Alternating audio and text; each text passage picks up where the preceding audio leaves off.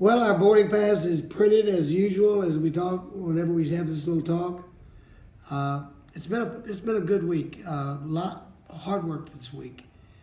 One of the big deals that we've been really working on a long time, and we're seeing the finish line, is the Veterans Transplant Act. We ran into some folks, the Nelson family from over on the east side, west side of Leander, and they've been told that they could have a kidney transplant for the father, but they wouldn't pay for the surgery for his son who was donating a kidney because his son wasn't a veteran. And I said, that's the dumbest thing I've ever heard. That would limit the number of donors for all those of our veterans that need transplants of all sorts. If they need live donor transplant, the person would have to be in the military. And that's crazy. Because you usually look first to your family for a donor. And not every family is going to have everybody in the whole family in the military. So we started out on a fight to get this fixed.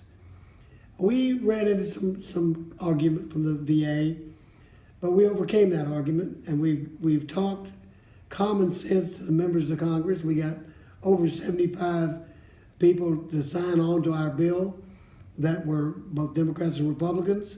It was very bipartisan. Everybody agreed. That was the stupidest thing they ever heard.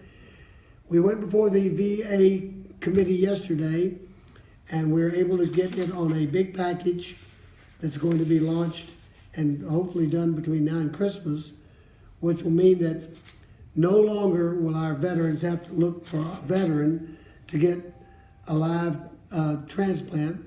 They can look to their family like everybody else in America does, and it'll be covered by the VA.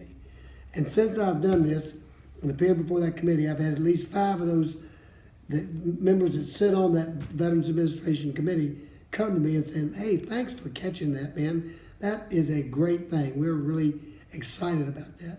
And we're excited in our office. And let me say, Nancy Pena and Carlos and Ben and a lot of other people in this office, they have done real, yeoman's work to get this done. We have a great team. I argue the best team in Congress, right here in my DC and district offices. They're great. So we've fought a good battle, and we are on our way to victory. When UT president came in and visited with us for a little while, I met with the Undersecretary of the Army this morning. We've got issues, the same issues. The Army needs to grow. The Army needs to modernize. And the way we have our budget process right now, this is the same story we've been talking about for years now. We got to fix it. We got to get to where we can adequately fund our military, and I'm all on board for that.